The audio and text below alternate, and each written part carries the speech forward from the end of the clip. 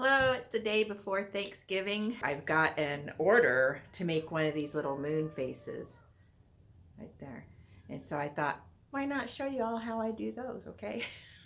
Here we go. So I'm going to use the same sand cast method that I've used before to get kind of a domed. This one's flat, and I really like them to be a little more domed. And so I'm going to use the sand cast mold, but I'm going to put it in a pan so it'll be exactly the right size that I want it to be. And just going to do the techniques that you've seen me do before in some previous videos, and then just watch me as I sculpt this face. Okay, here we go. So I've got my wet sand in this. It's a Christmas cookie tin. So you just do with what you can find around your place or at the Dollar Tree. I don't know. Anyway, so and I've got my same little mold I've used before for other projects, and these just fit together perfectly. Woohoo! It's gonna flip this over.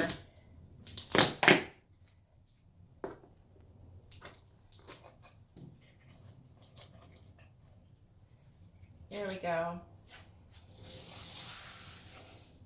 Had a minor problem, so let's fill that in a little bit. Not everything we do comes out perfect every time, but we can always fix it up.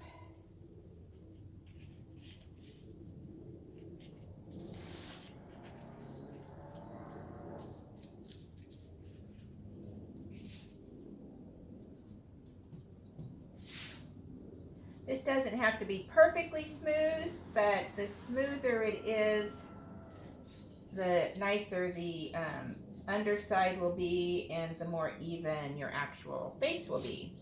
So there it is. And I've got Cemental here just in the dry form, and I'm just going to sprinkle this over this wet sand. This is going to be the first. When I see it's not getting wet all the way, this is where I'm going to spray it again.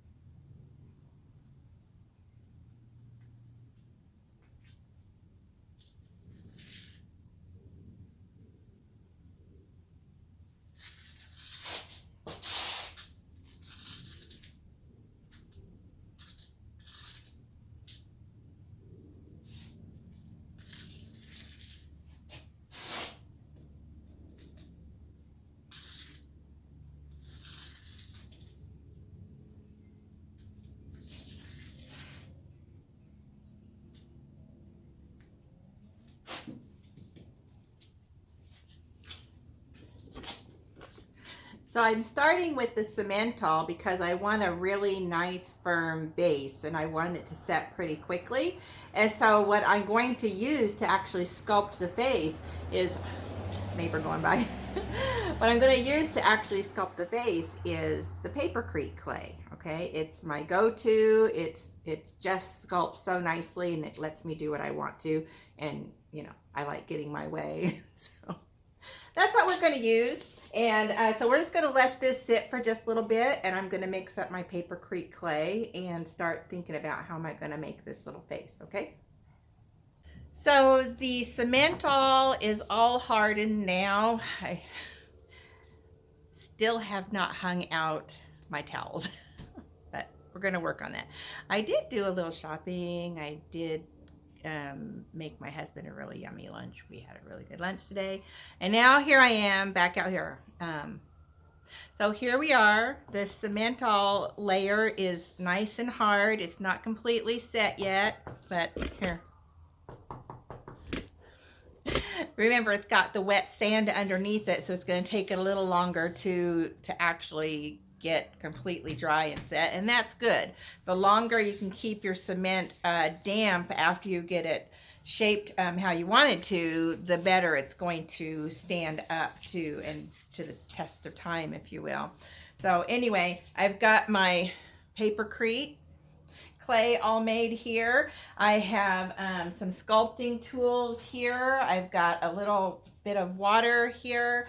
And so we're just going to go ahead and create the face on this little moon face that I'm going to make. Now this little moon face, I'm going to, when I get the face all done and it's all set the way I want it to be, when I get the sand all out of it, then I'm going to put the anchor in on the back of it so that it can be hung up on a garden wall, or it can be set down inside the garden if the customer wants it that way. These can also be completely solid on the back side, and then with cement glue they can actually be adhered to a cement wall. Here where we are in Arizona, a lot of our backyards have these brick walls around them. So anyway, let's get enough yammering, right? Let's get into this little activity here. And like painting, I don't do an awful lot of talking when I'm sculpting. I kind of get into the zone and try to concentrate. I'm not, you know, like a professional sculptor that I have a great knowledge of the, you know, anatomy of the face. And so I'm just trying to get it right, like the rest of you probably. So some of you out there probably really know what you're doing. So here's an idea, something you can do fun for your garden, or maybe you want to make one and give it to somebody as a gift. So here we go. So here's my little cement all. I've got my papercrete clay that's ready to go, and I keep just a little can of water next to me. This is hominy, yeah, because I like to make New Mexico red chili stew, and I prefer hominy in mine. And so this, I'm just going to start by putting a layer. I should put my glasses on. By just putting a nice thin layer of the papercrete all over. Smooth it out really nice, get it nice and thin. So you can see this is why I would want this cement all pretty firm, so that I can kind of put a lot of pressure and really do some shaping here. These little moon faces are pretty popular. My mother loves them. She's got a couple in her yard. I started making these out of just hypertufa. That was my first practice in making these moon faces, but I wanted them a little bit more refined than hypertufa would allow me to do. Though hypertufa gives you that kind of aged, weathered stone look. So, you know, whatever the look is that you're going for, that's what you want to do. If you want a more refined one that looks almost, you know, like a ceramic, this is your method. If you want one that's looking weathered and aged, if it's been out in the garden for several years, maybe that's what you want to do, hypertufa. So hypertufa, for those of you that aren't aware, is a combination of peat, moss, cement, vermiculite, sand, like that. So it's got the organic matter of the peat moss in it, and I like vermiculite in it because it makes it look more like stone. So that's where I really started in this whole cement ridiculousness that I do. There we go. I'm just putting a nice thin layer of the papercrete.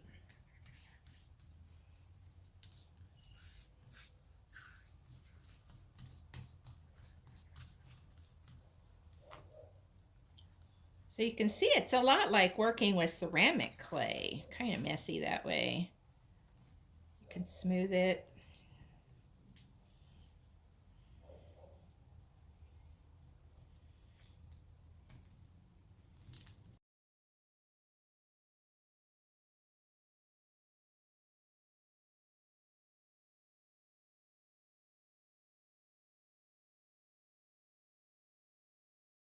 So we want to decide where we want our eyes, and so we just kind of putting some markings here.